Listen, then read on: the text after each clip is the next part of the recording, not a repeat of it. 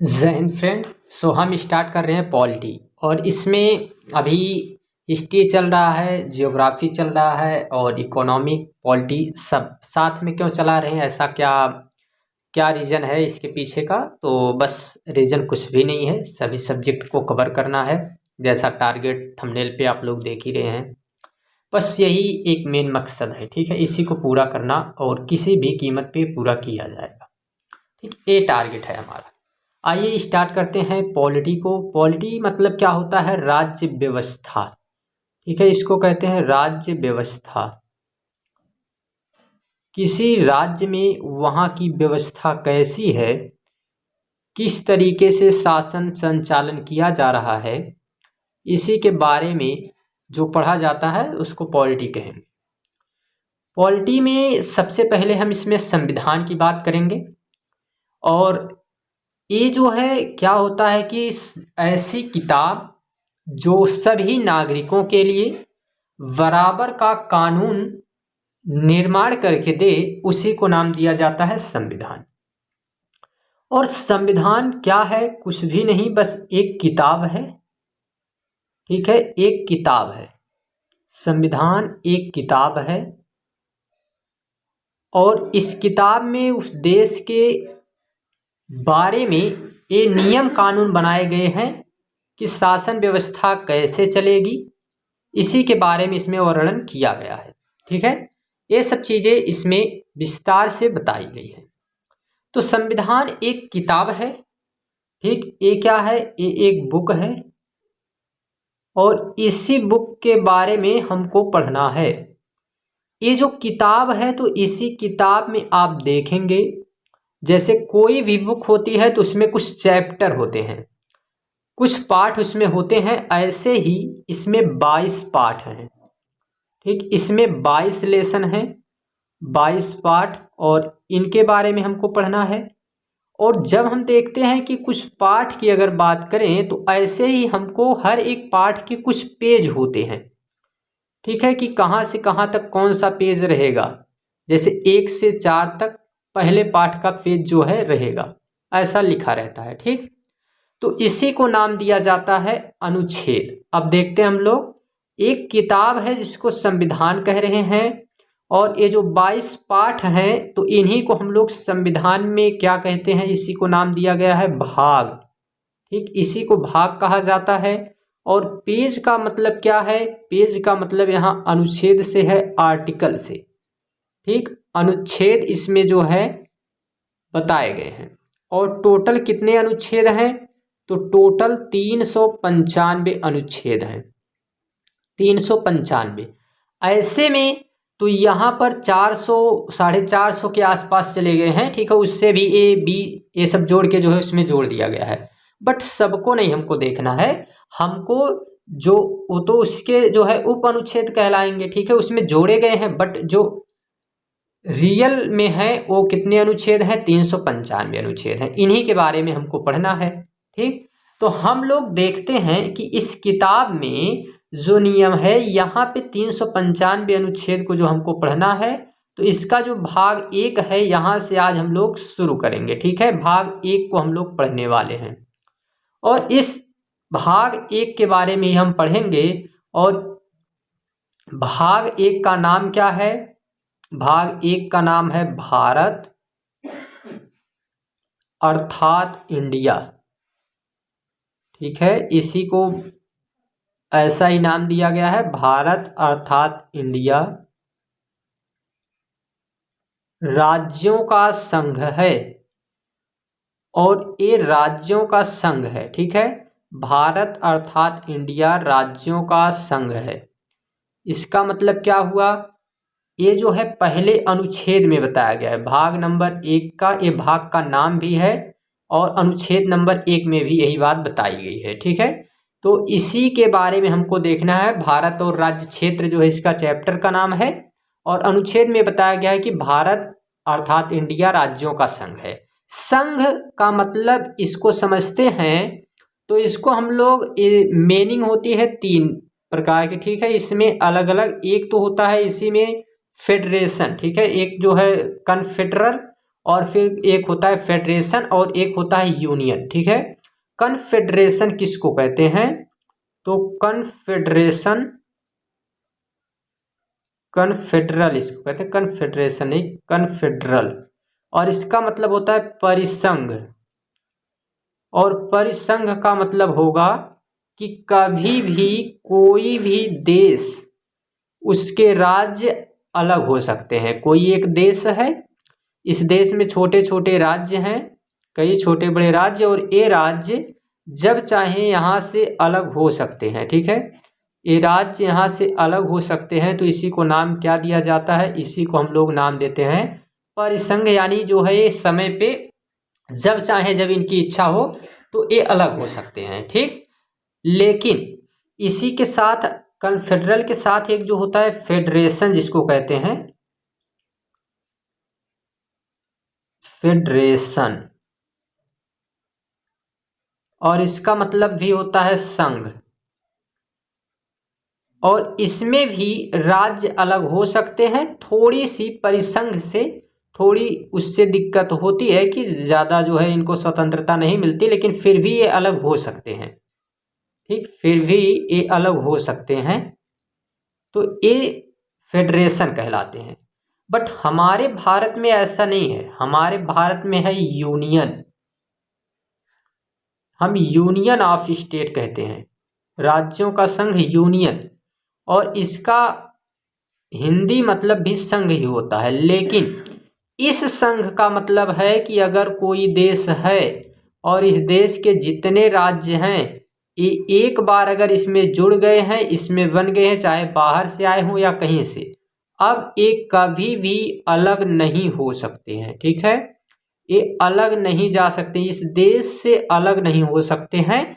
हाँ, इनकी सीमा परिवर्तन हो सकती है, आपस में यहाँ बंट सकते हैं, लेकिन इस देश से बाहर अब ये कभी भी नहीं जा सकते, ठीक है। तो इसी को नाम दिया जाता है यूनियन, ठीक। इतनी बात आपको समझ में आ गई होगी। फेडरेशन क्या होता है, कन्फेडरल क्या होता है, और यूनियन क्या होता है, परिसंघ, संघ और संघ, ठीक है। ये तीनों आपको समझ में आया होगा। अब हम एक एक अनुच्छेद के बारे में देखते हैं। तो पहला अनुच्छेद यही कहता है कि भारत अर्थात इंडिया राज्यों का संघ है, ठीक है। यानी कभी भी कोई भी राज्य इससे अलग नहीं हो सकता है। हमारे यहाँ कुल टोटल राज्य कितने हैं? तो 28 राज्य हैं, ठीक है। 28 राज्य हैं, राज्यों की संख्या कितनी है? 28 है।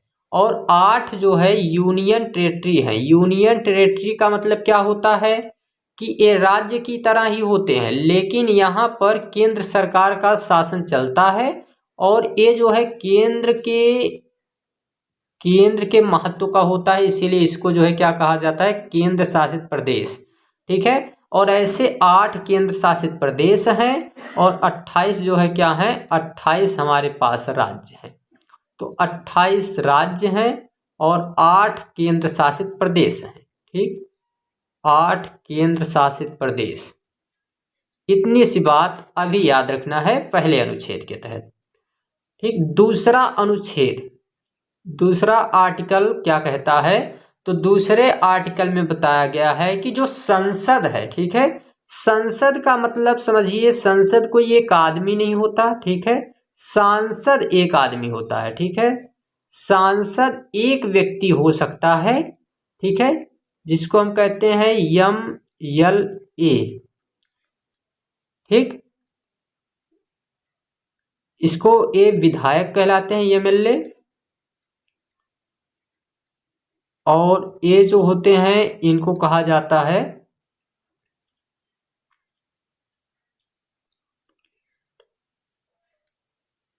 MP, ठीक। सांसद को MP कहते हैं, और इसको जो है क्या कहते हैं? इसको MLA को विधायक कहते हैं। इसका मतलब मेंबर ऑफ पार्लियामेंट, और इसका मेंबर ऑफ लेजिस्लेचर असेंबली, ठीक है। तो इस तरीके से जो है इनका नाम होता है। बाकी हमको सांसद नहीं बल्कि संसद के बारे में देखना है। और संसद का क्या मतलब होता है? इसका मतलब होता है संसद का कि जहां पर टोटल राज्यसभा और लोकसभा के सभी सदस्य बैठेंगे, ठीक है। लोकसभा और राज्यसभा के सभी सदस्य बैठते हैं, उसी को नाम दिया जाता है संसद।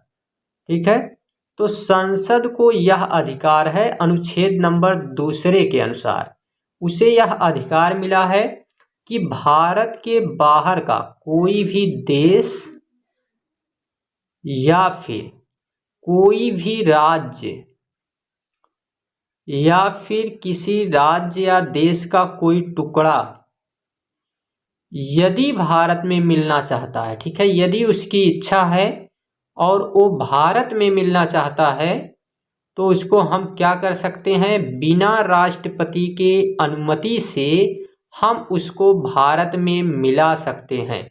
ठीक है, इसमें हमको राष्ट्रपति की अनुमति की आवश्यकता नहीं है। किसकी अनुमति नहीं होनी चाहिए? राष्ट्रपति की अनुमति नहीं होनी चाहिए। ठीक, इसकी अनुमति नहीं है। क्यों?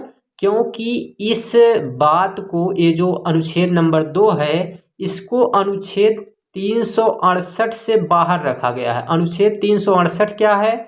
अनुच्छेद 368 का मतलब है कि इस पे जिसको 368 के अंतर्गत रखा जाएगा, वहां जब तक राष्ट्रपति सिग्नेचर नहीं कर देते हैं तब तक जो है वो कानून पास नहीं किया जाएगा। लेकिन जो 368 के बाहर रहेगा उस पे राष्ट्रपति के सिग्नेचर जो है इनका अनिवार्य नहीं है। ठीक है, तो इसीलिए इसको भी क्या रखा गया है, इसको भी 368 के बाहर रखा गया है। ठीक है, तो इस चीज को यहाँ ध्यान देना है।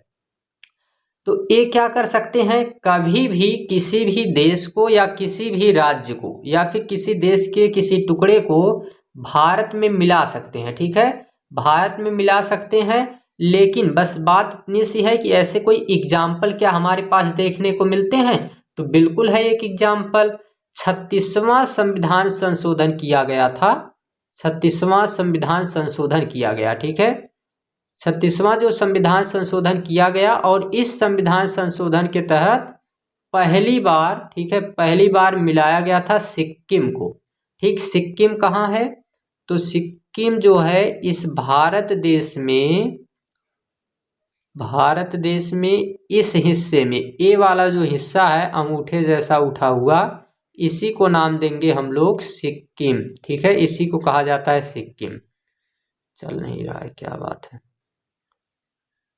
ठीक, इसी को कहते हैं सिक्किम। और ये 36वें संविधान संशोधन के तहत जोड़ा गया था। कब जोड़ा गया था? 16 मई 1975 को इसको जोड़ा गया। 16 मई 1975 को। और सिक्किम 22वां राज्य बना था भारत का, उस समय 22वां राज्य बना था। ठीक है, 22वां राज्य बनाया गया। सिक्किम को इस अनुच्छेद के तहत जोड़कर एक एग्जाम्पल के रूप में कि सिक्किम जो है इसमें जुड़ गया 36वां संविधान संशोधन करके और 22वां राज्य बना था। सिक्किम को हमारे देश में उस समय जोड़ा गया था। ठीक है, 16 मई 1975 ईस्वी को। लेकिन ऐसा ही अनुच्छेद 3 भी है। अनुच्छेद 3 क्या कहता है? अनुच्छेद 3 कहता है कि हम बाहर के किसी राज्य को तो जोड़ सकते हैं, इसकी चर्चा तो हम दूसरे अनुच्छेद में कर लिए हैं, लेकिन हमारे देश के जितने राज्य हैं और अगर उनमें कोई सीमा परिवर्तन करना है, किसी प्रकार का विवाद है, उनका नाम बदलना है, तो क्या ऐसा भी हम कर सकते हैं? तो बिल्कुल वो भी कर सकते हैं। और वो किसके तहत कर सकते हैं? तो उसके लिए अनुच्छेद नंबर 3 है। ठीक है, अनुच्छेद नंबर 3 क्या कहता है? उसके अनुसार ये बताया गया है कि अगर भारत का कोई भी राज्य, ठीक है, भारत के किसी भी राज्य को संसद को ये अधिकार है, जैसा अधिकार वहां पर संसद को मिला था वैसे ही यहाँ पर मिला है अधिकार। और बताया गया है कि भारत के किसी भी राज्य को, ठीक है, राज्य कोई भी हो, कोई भी राज्य, उसका ये सीमा बदल सकता है। ठीक है, सीमा परिवर्तन कर सकता है, नाम परिवर्तन कर सकता है, क्षेत्र परिवर्तन कर सकता है। ठीक है, वही कहलाएगा। तो ये जो है इसमें बदलाव किया जा सकता है। किसके द्वारा? संसद के द्वारा। क्या इसके भी कुछ एग्जाम्पल हैं? तो बिल्कुल इसके भी एग्जाम्पल हैं, और इसमें भी राष्ट्रपति की किसी भी प्रकार की कोई अनुमति अनिवार्य नहीं है, ठीक है। राष्ट्रपति इसमें हस्तक्षेप भी नहीं करेंगे, तो राष्ट्रपति की इसमें भी अनुमति जो है अनिवार्य नहीं होती है, ठीक, इसमें भी अनिवार्य नहीं है। और ऐसा क्या कोई एग्जाम्पल, जैसे एमपी को यानी कि मध्य प्रदेश को, मध्य प्रदेश, और इसको जो है तोड़कर बना दिया गया छत्तीसगढ़, छत्तीसगढ़ बनाया गया था मध्य प्रदेश को तोड़कर। और एक कब हुआ था, तो 1 नवंबर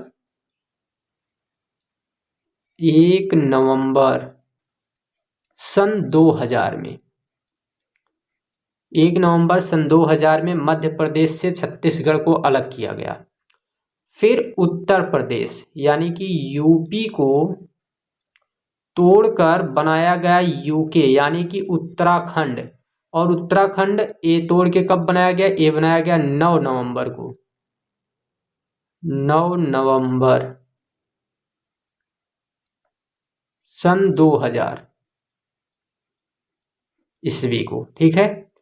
फिर इसी तरह का एक एग्जाम्पल मिलता है झारखंड, झारखंड, और इसको तोड़ के क्या बनाया गया, झारखंड को तोड़ के, झारखंड को नहीं है मतलब बिहार को तोड़ के झारखंड बनाया गया था, बिहार को तोड़ के झारखंड बनाया गया था। और एक 15 नवंबर को, 15 नवंबर सन 2000 को, 15 नवंबर सन 2000 को इसको तोड़ के जो है बिहार को तोड़ के क्या बना दिया गया था, झारखंड, ठीक है। तो ऐसे भी एग्जाम्पल मिलते हैं जो कि अनुच्छेद नंबर 3 का पालन करते हैं, ठीक। अनुच्छेद नंबर 3 का पालन और अनुच्छेद नंबर 2, अनुच्छेद नंबर 2 में कौन सा एग्जाम्पल याद रखना है, तो सिक्किम का, और अनुच्छेद नंबर 3 में किसका एग्जाम्पल याद रखना है, तो इसमें मध्य प्रदेश, उत्तर प्रदेश, बिहार, ठीक है। इसको तोड़ के तो मध्य प्रदेश से छत्तीसगढ़ बना, और फिर उत्तर प्रदेश से उत्तराखंड, और बिहार से झारखंड, ठीक है। ये सीमा परिवर्तन, इसमें नाम परिवर्तन, जैसे इलाहाबाद था, ठीक है। नाम परिवर्तन में भी कुछ एग्जाम्पल देख लेते हैं। जैसे पहले नाम था इलाहाबाद, ठीक है, इलाहाबाद जो नाम था, पेन कहाँ चली गई, 1 मिनट, नाम परिवर्तन भी हुआ है। पहले जो है इलाहाबाद था, अभी उसका नाम बदल के क्या कर दिया गया है, प्रयागराज, प्रयागराज, ठीक, एग्जाम्पल है। अब ऐसे कई एग्जाम्पल देखने को मिलेंगे, नाम परिवर्तन में बहुत सारे एग्जाम्पल हैं, ठीक है। तो इसका नाम जो है कभी भी बदला जा सकता है, ठीक। ये चीज इसमें आपको याद रखना है अनुच्छेद नंबर 3 में। अब अनुच्छेद नंबर 3 के बाद अनुच्छेद नंबर 4 क्या है, तो अनुच्छेद नंबर 4 है, ये अभी हम देख रहे हैं 1 से लेकर 4 तक अनुच्छेद, और 1 से 4 तक क्यों, क्योंकि भाग नंबर 1 में केवल 1 से 4 तक ही अनुच्छेद हैं। भाग नंबर 1 में केवल 1 से लेकर 4 अनुच्छेद हैं, और इन्हीं के बारे में देखना है। 3 हम देख लिए हैं। पहला क्या था कि भारत राज्यों का संघ है, ठीक है, भारत अर्थात इंडिया राज्यों का संघ है, तो 28 राज्य और 8 केंद्र शासित प्रदेश हैं, ठीक। उनके नाम आप जानते होंगे, इसलिए उसको हमने बताया नहीं है। राज्य और उनके केंद्र शासित प्रदेश सबके नाम आपको पता होंगे, ये हमें मतलब ऐसी आशा है कि आपको जो है जानकारी होगी। फिर भी एकदम 0 से शुरू किया गया है, इससे ज़्यादा स्टार्टिंग अब इसमें क्या ही की जा सकती है, ठीक ना। अनुच्छेद 1 से शुरू कर रहे हैं, ठीक। बाकी राज्यों के नाम वगैरह तो आपको छोटे बच्चों की तरह जो है बता दिया जाता है, 6-7 में बता दिया जाता है बच्चों को। तो इसमें अब जो है हमको जो देखना है, इसके बारे में अब देखना है चौथा अनुच्छेद, ठीक है। इसके बारे में क्या याद रखना है कि जब भी संसद 2 और 3, अनुच्छेद नंबर 2 और अनुच्छेद नंबर 3 इन दोनों के तहत कार्य कर रही है, ठीक है, तो उसमें राष्ट्रपति किसी भी प्रकार का कोई हस्तक्षेप नहीं करेंगे, ठीक है। राष्ट्रपति हस्तक्षेप नहीं करेंगे, ठीक है। ये राष्ट्रपति इसमें क्या नहीं करेंगे, हस्तक्षेप नहीं करेंगे, ठीक है। चौथे अनुच्छेद में यही बताया गया है कि जब कभी भी संसद अनुच्छेद 2 का प्रयोग करके यानी कि विदेशी राज्यों को मिला रही है और अनुच्छेद 3 का प्रयोग करके अपने ही राज्यों में तोड़ रही है, उनका नाम बदल रही है, तो इसमें राष्ट्रपति के अनुमति की जरूरत नहीं है और इसे 368 के बाहर रखा गया। और 368 का मतलब ही क्या होता है कि राष्ट्रपति के हस्ताक्षर का इसमें कोई भी अनिवार्यता नहीं है। ठीक है, ये 1 से लेकर 4 अनुच्छेद था। अब हमको 5 से लेकर जो 11 तक अनुच्छेद देखना है, उसको कहा जाता है सिटीजनशिप, नागरिकता। ठीक है, उसको अभी हम नहीं देख रहे हैं। इससे पहले हम थोड़ा सा देख लेते हैं अनुसूची भी। अभी हम क्या देखे हैं, अभी अनुच्छेद देखे हैं। तो हमको ये पता है कि टोटल 395 अनुच्छेद हैं और इन 395 में हम 4 आज पढ़ चुके हैं। ठीक, तो ऐसे ही कुछ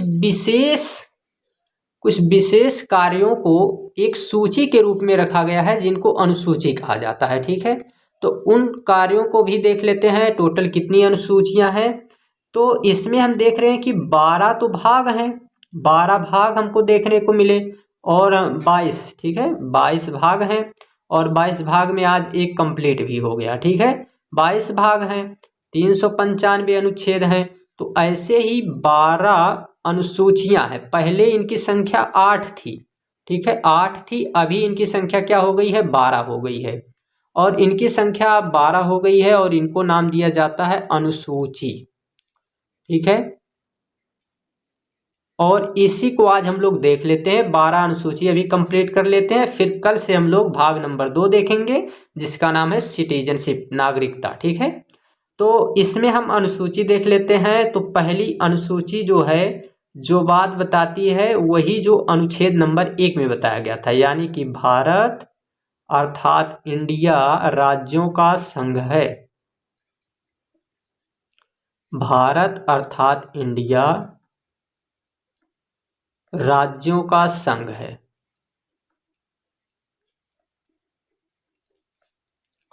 राज्यों का संघ है। ठीक है, अब वो बात हमको दोबारा बताने की जरूरत नहीं है कि क्या होता है कन्फेडरल, फेडरेशन और यूनियन। ठीक है, तो हमको सीधे सीधे देखना है दूसरी अनुसूची से। और दूसरी अनुसूची क्या कहती है कि वेतन कितना किसको दिया जाएगा, कितनी किसकी सैलरी होगी, राष्ट्रपति को कितना वेतन दिया जाएगा, प्रधानमंत्री को कितना वेतन दिया जाएगा। ठीक है, इसमें IAS IPS जितने बनते हैं उनको कितना वेतन दिया जाएगा, इन सब की चर्चा जो है की जाती है।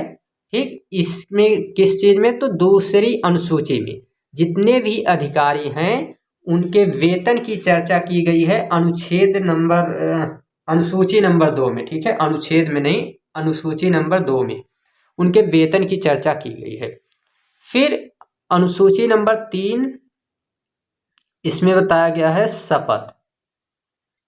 शपथ का मतलब क्या होता है कि इसमें सभी लोगों को चुनाव जीतने के बाद एक तरीके का ये जो है कस्में खाते हैं, शपथ लेते हैं। ठीक है, ये प्रॉमिस करते हैं कि हम कौन सा कार्य करेंगे। सभी जितने भी लोग जो है अभी चुन के आए हैं, जितने भी अधिकारी बनते हैं, सभी लोगों को ये शपथ दिलाई जाती है। ठीक, तो वो अलग अलग तरीके से अपने पार्टी का नाम लेकर फिर वहाँ जो है अपना नाम, फिर अपने बारे में बताते हुए ये बताते हैं, ऐसा दावा करते हैं कि हम इस देश के बारे में जी जान लगा के मेहनत करेंगे। बाकी जानते हैं आप भी कि किस तरीके से वो कार्य करते हैं। तो शपथ केवल उनकी शपथ ही रहती है, बाकी कभी उसको पूरा नहीं किया जाता है। तो इस तरीके से कई लोग शपथ लेने वाले रहते हैं। तो उसकी चर्चा कहाँ है, अनुसूची नंबर 3 में।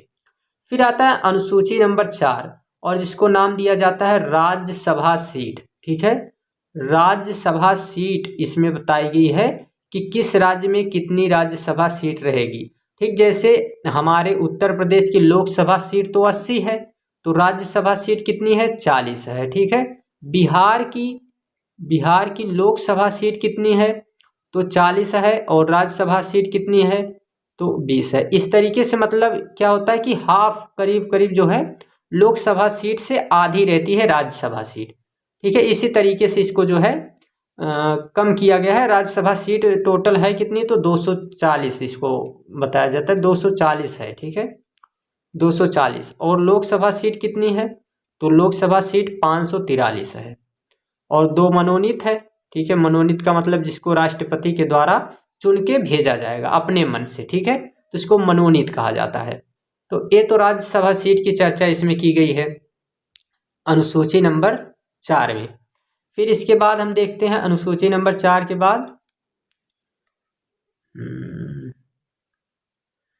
अनुसूची नंबर 5, ठीक है। और उसमें क्या है, उसमें बताया गया है SC ST के लिए कुछ विशेष प्रावधान, SC और ST के लिए कुछ विशेष प्रावधान, ठीक है। SC ST का विशेष प्रावधान का मतलब क्या होगा, SC मतलब शेड्यूल कास्ट और ST मतलब शेड्यूल ट्राइब, ठीक है। इसका मतलब क्या होता है, अनुसूचित जाति,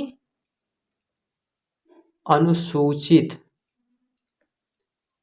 जाति और अनुसूचित जनजाति,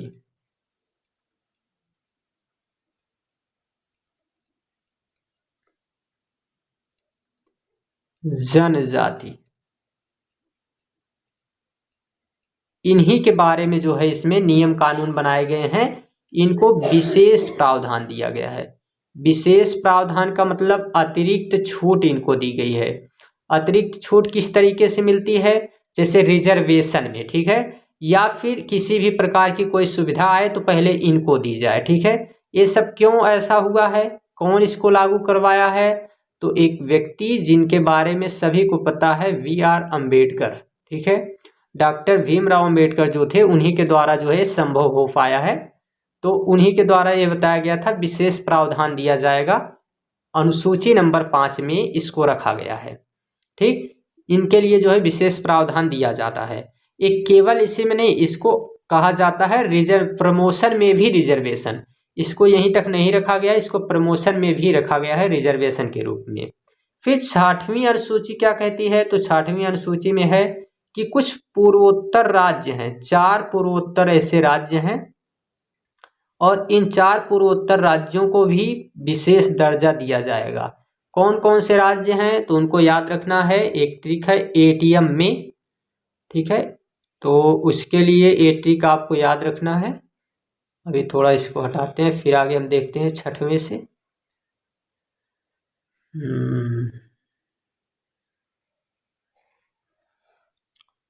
6वीं अनुसूची से हमको देखना है, थोड़ा क्लियर कर दें बोर्ड को, उसके बाद देखते हैं हम लोग। ठीक, अब हम लोग देखते हैं 6वीं अनुसूची में। हमने आपको बताया कि इसमें पूर्वोत्तर राज्यों की बात है, ठीक है। पूर्वोत्तर राज्यों का क्या मतलब है, पूर्वोत्तर राज्य किसको कहते हैं, तो पूर्वोत्तर राज्य का मतलब है कि इधर ये जो 7 सिस्टर वाला भाग है ना, इसी को नाम दिया जाता है पूर्वोत्तर राज्य, ठीक है। और पूर्वोत्तर राज्य क्यों कहते हैं, क्योंकि इस तरीके से हम देखेंगे तो इधर हो जाएगा उत्तर, इधर हो जाएगा दक्षिण, यानी कि इधर जो हो जाएगा नॉर्थ साउथ, इधर ईस्ट और इधर वेस्ट, तो ये वाला जो क्षेत्र कहलाएगा यही नॉर्थ ईस्ट कहलाएगा, तो इसी को कहेंगे पूर्वोत्तर राज्य, ठीक ना। यहाँ पे 4 राज्य कौन कौन है, तो ट्रिक याद रखना है ATM और फिर से यम, ठीक है। A से असम, ठीक, यहाँ है असम। T से त्रिपुरा, यहाँ है त्रिपुरा, ठीक। और फिर यम से यहाँ मेघालय है और यम से एक यहाँ मणिपुर है, मिजोरम, ठीक है। तो कौन कौन यहाँ पे आ जाएगा, असम, मेघालय, असम, मेघालय, मिजोरम और यहाँ पे त्रिपुरा।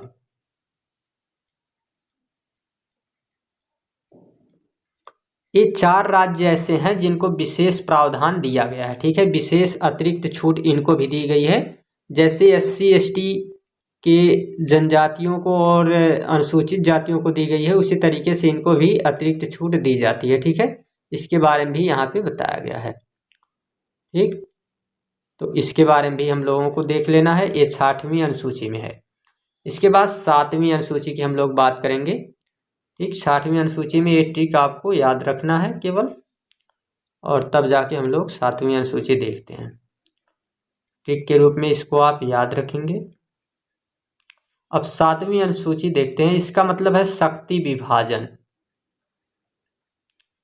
शक्ति विभाजन, शक्ति विभाजन का क्या मतलब है, शक्ति विभाजन का मतलब है कि यहाँ संघात्मक व्यवस्था है। संघात्मक व्यवस्था में क्या होता है, संघात्मक व्यवस्था में हम देखेंगे, इसके लिए आपको एग्जाम्पल एक दिया गया था, ठीक है। जैसे मतलब शक्तियों का इसमें बंटवारा किया जाएगा। ठीक है, यहाँ केंद्र सरकार के साथ साथ राज्य सरकार को भी शक्तियाँ दी जाएंगी। ठीक है, यहाँ केंद्र सरकार है और इसको शक्ति मिलेगी, तो साथ में राज्य सरकार को भी शक्तियाँ दी जाएंगी। ठीक, राज्य सरकार को भी शक्तियाँ दी जाएंगी, तो इसी को कहते हैं शक्ति विभाजन।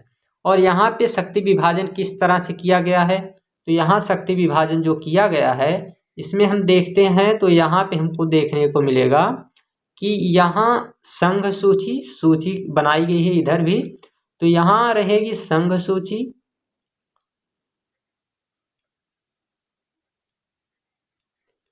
फिर रहेगी राज्य सूची,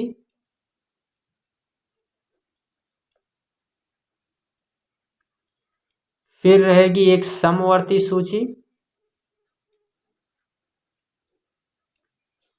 और फिर रहेगी एक अपशिष्ट सूची। अपशिष्ट सूची, इसका क्या मतलब है इन चारों का? इन चारों का मतलब है कि जो संघ सूची है, जो केंद्र के महत्व के जो विषय होंगे, जो भी केंद्र सरकार के महत्व का विषय है, उस पे नियम कानून कौन बनाएगा? तो उस पे केंद्र सरकार नियम कानून बनाएगी, उसको संघ सूची में रखा जाएगा। और जो राज्य के महत्व का है, उसको जो है राज्य सरकार इस पे नियम कानून बनाएगी, तो इसको हम लोग नाम देंगे कि ये राज्य के महत्व का है, तो इसलिए ये जो है क्या हो जाएगा? राज्य सूची। लेकिन जो दोनों लोगों के मिलने से बनता है, ठीक है, जैसे शिक्षा पे अगर कोई नियम कानून बनाना है तो दोनों लोग कार्य करेंगे, तो ये जो है किस में आ जाएगा? ये आ जाएगा समवर्ती सूची में। ठीक, फिर इसी तरीके से आता है अपशिष्ट सूची। और अपशिष्ट सूची का मतलब क्या होगा कि जिन चीजों के बारे में ये जब संविधान निर्माण किया जा रहा था 26 नवंबर, जब ये लागू किया जा रहा था, 26 जनवरी की बात है, 26 जनवरी 1950 को जब ये लागू किया जा रहा था, तो ये दिमाग में आया, यहाँ के जो बुद्धिजीवी लोग थे, इन्होंने सोचा कि ठीक है अभी तो हम बना के रख दे रहे हैं 3 सूचियाँ, लेकिन भविष्य में कुछ ऐसे भी विषय हैं जिनके बारे में अभी हम नहीं जानते हैं। फॉर एग्जाम्पल टेक्नोलॉजी, ठीक है, क्या इसके बारे में कोई जानता था? टेक्नोलॉजी के बारे में तो किसी को नहीं पता था टेक्नोलॉजी क्या होगा। ठीक है, इसके बारे में इसको किस विषय में रखा जाएगा? तो एक अपशिष्ट सूची भी रखी गई है। और अपशिष्ट सूची का मतलब जो कुछ भी नई चीजें खोजी जाएंगी वो सभी किस में रखी जाएंगी? एक खाली सूची के रूप में। ठीक है, यानी कि इसके लिए एक हम एग्जाम्पल आपको बता देते हैं, ठीक ना। एक एग्जाम्पल आपको याद रखना है संघ, इसमें शक्ति विभाजन के लिए, ठीक ना, इसमें एग्जाम्पल के रूप में आपको याद रखना है। देख लेते हैं हम लोग। मतलब देखिए यहाँ पर ये जो है एग्जाम्पल के रूप में आपको ये याद रखना है कि यहाँ 4 कमरों वाला एक घर था। ठीक,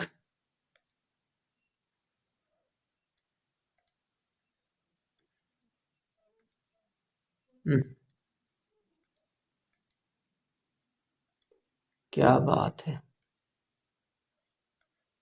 हाँ ठीक है अभी, ठीक है, एक कमरा इधर हो गया, दूसरा इधर,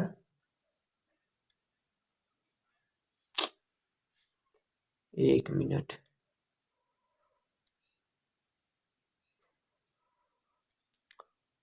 बस एग्जाम्पल बताने के लिए इसको अभी हम प्रयास कर रहे हैं।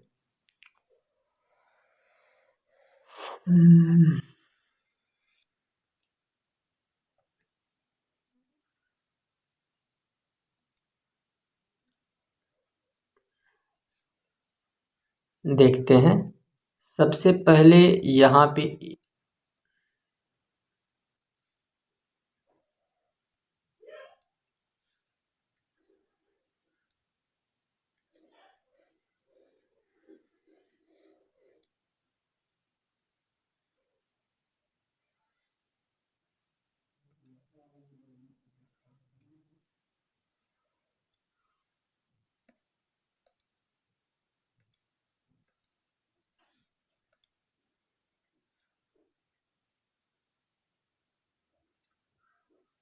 ठीक, एक कमरा ये रहा, दूसरा ए रहा,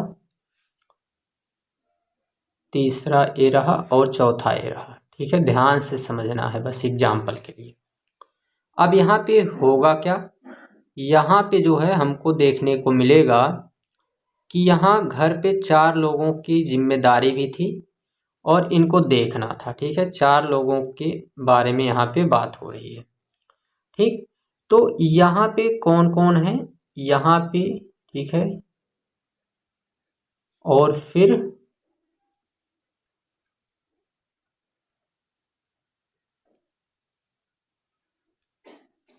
फादर, ग्रैंडफादर और फिर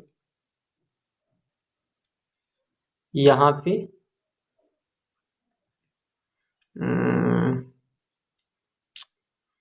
इनके बारे में अब हम लोग देखते हैं। देखिए, इन्होंने कहा कि हम जो है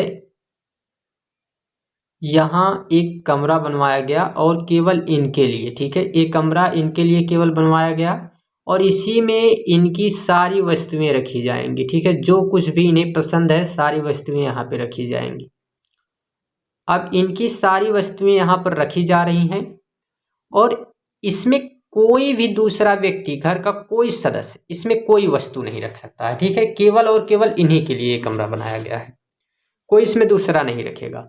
फिर एक जो है इनके लिए बनाया गया है, यहाँ पर ये अपनी वस्तुएं रख सकते हैं, यहाँ पर भी कोई नहीं हाथ लगाने वाला है, केवल और केवल यही जो इसमें अपना जो कुछ भी चाहेंगे वो रखना चाहेंगे रखेंगे। ठीक, ये इसमें रख रहे हैं। फिर इसी समय क्या हुआ कि एक कमरा ऐसा भी बनाया गया कि ये दोनों मिलकर उसमें अपनी वस्तुएं रख सकते हैं। ठीक है, दोनों लोग अपनी वस्तुएं रख सकते हैं। ठीक, अब इसके बाद भी इनको लगा कि अभी तो जितने सामान थे इनको हमने रख दिया, जितनी वस्तुएं थी उनको हमने रख दिया है, मान के चलिए कि भविष्य में कोई ऐसा दौर आ जाए कि जब हमारे पास और वस्तुएं आ जाए तो उनको हम किस कमरे में रखेंगे।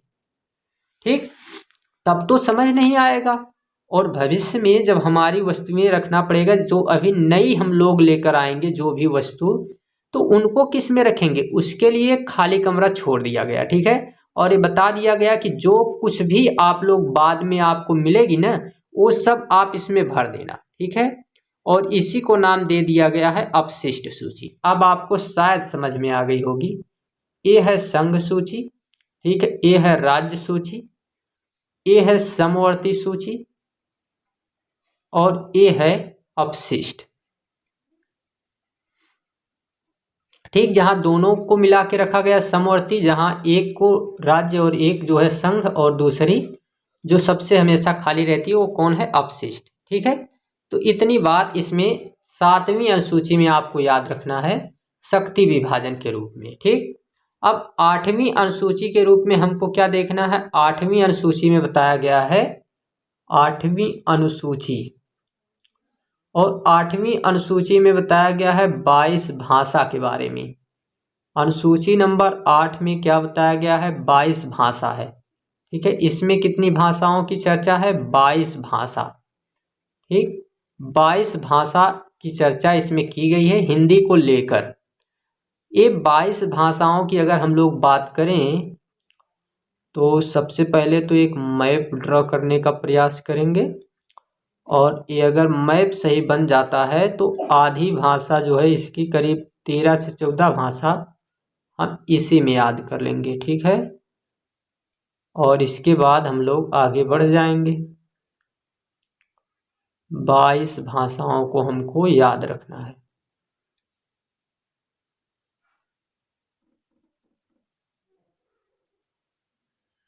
चलिए देखते हैं, तो इसमें 22 भाषाओं के बारे में हमको देखना है। ठीक ना, सबसे पहली भाषा है जिसको हम कहेंगे कश्मीरी। ठीक है, नाम है कश्मीरी। फिर है सिंधी,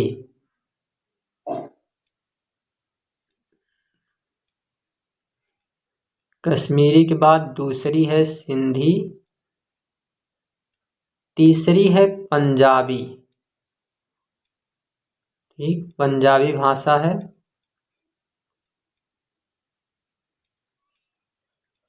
और फिर चौथी भाषा है हिंदी।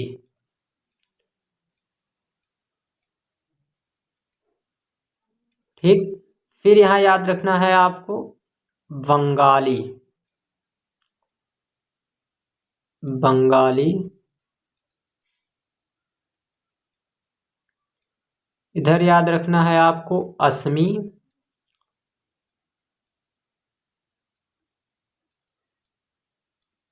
यहाँ आपको याद रखना है उड़िया।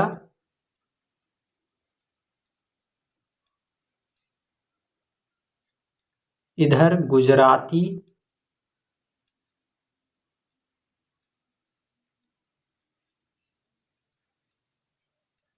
इधर रहेगी मराठी।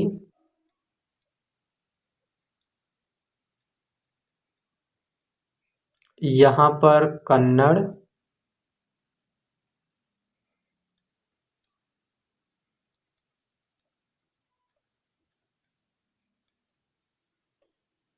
इधर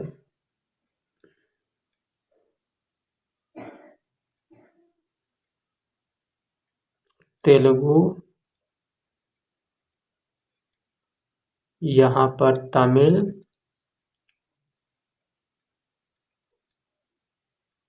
और यहाँ मलयालम। ठीक है, केरल के पास में मलयालम। और फिर दो याद रखना है, एक तो उर्दू, दूसरी संस्कृत। फिर याद रखना है नेपाली। फिर याद रखना है मणिपुरी। फिर याद रखना है कोंकणी। फिर याद रखना है मैथिली।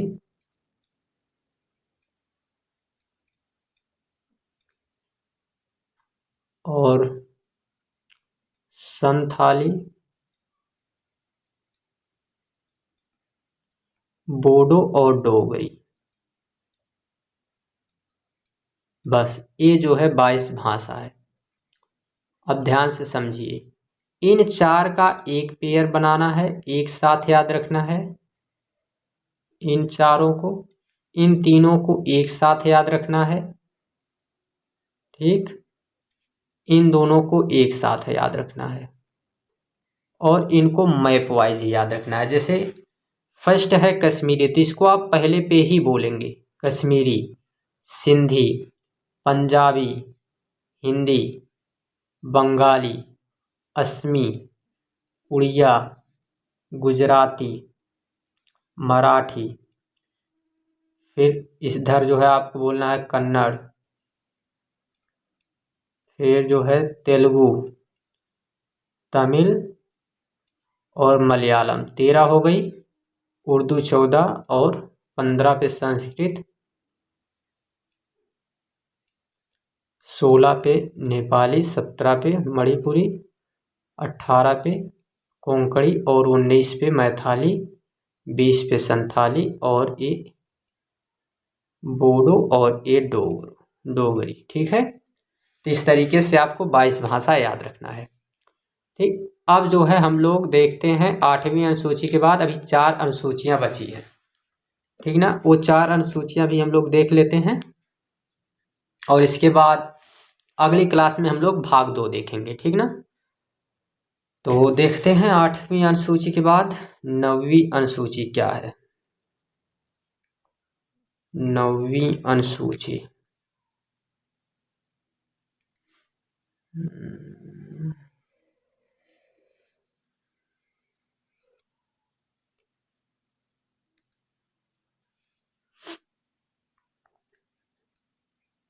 नौवीं अनुसूची में है भूमि सुधार। ठीक है, इसमें भूमि सुधार के बारे में बात की गई है। भूमि सुधार का क्या मतलब है कि काफ़ी लोगों के पास 500 बीघा ज़मीन थी। ठीक है, एक दो नहीं, 500 बीघा ज़मीन एक एक व्यक्ति के पास थी। 500 बीघा, 1000 बीघा, ऐसे ऐसे पंजाब हरियाणा के पास कई रजवाड़े लोग थे, तो उनके पास ऐसी ज़मीनें थी।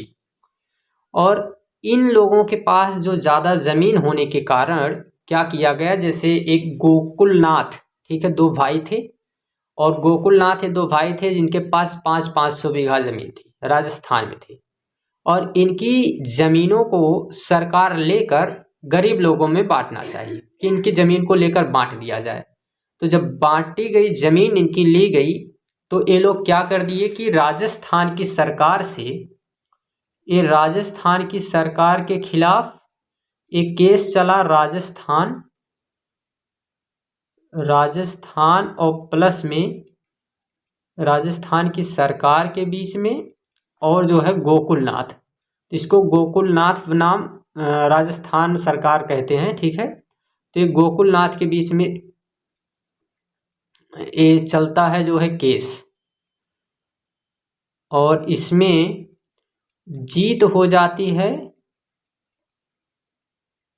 इनमें जीत पहली बार तो हुई इनकी गोकुलनाथ की, फिर ये जाते हैं सुप्रीम कोर्ट में, ये केस चला जाता है, और सुप्रीम कोर्ट में इनकी हार हो जाती है और इनकी ज़मीन जब्त कर ली जाती है। फिर ऐसा ही मामला केरल में मिलता है, केरल में, और वहाँ एक मठाधीश थे जिनका नाम था केशवानंद भारती, ठीक है। एक केशवानंद जो भारती थे, केशवानंद भारती का नाम ही बहुत बड़ा है, ओम श्री श्री करके 11 बार तो इनके नाम में खाली श्री श्री लगाया गया है। एक मठाधीश थे पुजारी के रूप में, नाम केवल इनका केशवानंद भारती है, पुजारी के रूप में थे, लेकिन इनके आसपास में 1000 बीघा की जमीन इनके कब्जे में थी, ठीक है। और ये क्या हड़प के उसको रखे थे, और ये जो है वहाँ के लोगों को देना नहीं चाहते थे और सरकार को भी देना नहीं चाहते थे। अब सरकार जो है क्या करती है कि यहाँ इनके खिलाफ जो है एक्शन लेती है, और सरकार चाहती है कि ये ज़मीन लेकर और वहाँ के लोगों में बांट दिया जाए। अब ये मामला भी जाता है, और 13 जजों की बैठकें वहाँ पे उस बार होती हैं। 13 जज बैठते हैं सुप्रीम कोर्ट में, और 13 जजों की बैठकों में जीत जो है किसकी हो जाती है, तो सुप्रीम कोर्ट की होती है। पहले तो 7 जज बैठे और केशवानंद भारती जीत गए, तो जैसे ही ये जीतते हैं ना, तो इसके बाद गोकुलनाथ जैसे कई सारे लोग जो है निकल के आ जाते हैं, कब्र से बाहर आ जाते हैं कि हमारी इतनी ज़मीनें हड़प पे थे, हम उसको सरकार ले ली है, ये सुप्रीम कोर्ट का फैसला कैसे आ गया केशवानंद भारती के मामले में सही, तो हमको भी चाहिए अपनी ज़मीन। तो इस बात पे केशवानंद भारती के लिए फिर से जो मामला बैठता है, तो उसमें जो बैठकें होती हैं, तो उसमें 13 जजों की पीठ बैठती है, और इसमें जो है जीत हासिल होती है सुप्रीम कोर्ट की। तो भूमि सुधार इसीलिए किया गया था कि काफ़ी लोगों के पास जो है काफ़ी ज़मीनें थी, तो उनसे लेके और यहाँ कुछ लोगों में जो है इसको बांट दिया गया, ठीक ना। तो इसीलिए भूमि सुधार किया गया था। इसके बाद आते हैं अनुसूची नंबर 10 पे। तो अनुसूची नंबर 10 की अगर बात की जाए, तो अनुसूची नंबर 10 में क्या है, दल बदल कानून। दल बदल कानून,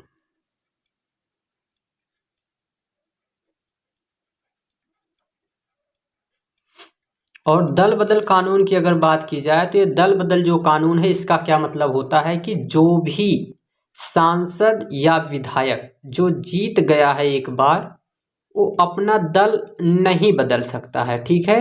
वो अपना दल जो है, ऐसा नहीं कि अभी वो था बीजेपी में और अब वो चला जाए बीएसपी में, या फिर चला जाए इंडियन नेशनल कांग्रेस में, आईएनसी कहा जाता है, ठीक है। तो इस तरीके से वो किसी दूसरी पार्टी में नहीं जा सकता। अगर वो गया तो नियम है कि उसकी सीट जो है वो चली जाएगी, उसको अपना निर्वाचन क्षेत्र खोना पड़ेगा, ठीक है। ये नियम लाया गया है, और इसी के तहत जो है दल बदल कानून ये अनुसूची नंबर 10 में रखा गया है। इसके बाद है 11 नंबर की अनुसूची, और इसमें क्या बताया गया है, तो 11 नंबर की अनुसूची में बताया गया है पंचायत व्यवस्था, ठीक, पंचायत व्यवस्था लाई गई। पंचायत व्यवस्था यहाँ पे लाई गई। इससे पहले पंचायत व्यवस्था जो है अनुसूची नंबर 11 जब नहीं था तो इससे पहले पंचायत व्यवस्था नहीं थी। और पंचायत व्यवस्था नहीं होने पे क्या दिक्कत थी कि पंचायत जैसी कोई जो है यहाँ व्यवस्था नहीं थी, तो लोग जो है किसी से भी कोई समस्या उनको कहना होता तो सीधे ज़िला पे जाके उनको बातचीत करनी पड़ती थी। ठीक है, जैसे हम मान के चलते हैं कि अगर कोई भी समस्या इस व्यक्ति को है, एक व्यक्ति है और इसको अगर कोई भी समस्या है तो ये क्या करेगा, अगर इसकी समस्या सुलझाने के लिए पंचायत जैसी व्यवस्था नहीं रहती तो ये क्या कर सकता है, क्या किसी सांसद से जाके बात करेगा? उससे तो बात करने की हिम्मत भी नहीं होगी। सामने से वो गाड़ी से जा रहे हैं, बेचारा खड़ा है और कुछ भी नहीं बोलेगा, सोचेगा जाने दीजिए क्या बोले उनको, कुछ नहीं बोल रहा है। अगर महाप्रधान जा रहे हैं या विधायक जा रहे हैं फिर भी कुछ ना बोलेगा। ठीक है, महाप्रधान से थोड़ा बहुत तो हो सकता है बोल भी दे, लेकिन गांव में सोचो कि प्रधान की व्यवस्था जब से हो गई, पंचायत व्यवस्था हो गई, अब आराम से बातचीत कर सकता है। ठीक है, उनसे कुछ भी कह सकता है, जो भी उसको किसी कार्य की ज़रूरत है तो बातचीत कर सकता है। और इसीलिए पंचायत व्यवस्था यहाँ पे लाई गई गांव के लिए। और ऐसी ही नगर, ये जो पंचायत व्यवस्था है गांव में है, और ऐसे ही नगर निगम की व्यवस्था जो लाई गई है, ठीक है, नगर पालिका, वो कहाँ है तो शहरों में, वो अनुसूची नंबर 12 में है। ठीक ना, तो ये जो है 12 अनुसूचियां कंप्लीट हो गई आज। और इसके बाद अब हम देखेंगे कल से, कल हम क्लास जो लेंगे, इसका जो अगली क्लास रहेगी उसमें हमको देखना है नागरिकता, जो भाग नंबर 2 है। ठीक है, वहाँ से हम लोग देखेंगे। और अभी जो है इसमें जितना जो कुछ भी हम पढ़े हैं इसको आपको रिवाइज करते रहना है, देखते रहना है। और बस इसके बाद जो नागरिकता देखेंगे तो ऐसे ही हम लोग एक एक भाग को कंप्लीट करते चलेंगे। ठीक है, क्लास करीब 50 मिनट के आसपास हो गई है। ठीक ना, तो मिलते हैं अगले वीडियो में, तब तक के लिए टेक केयर, बाय बाय।